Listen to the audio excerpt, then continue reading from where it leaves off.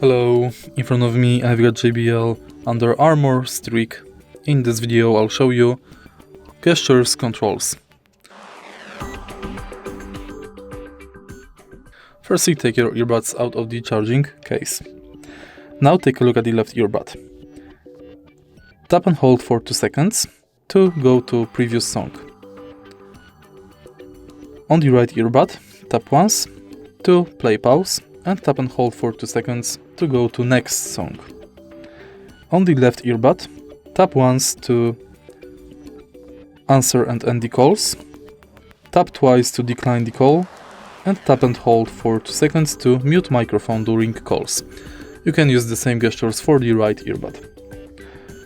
Also, on the left earbud, tap once to enable talk through, and tap twice to enable ambient aware.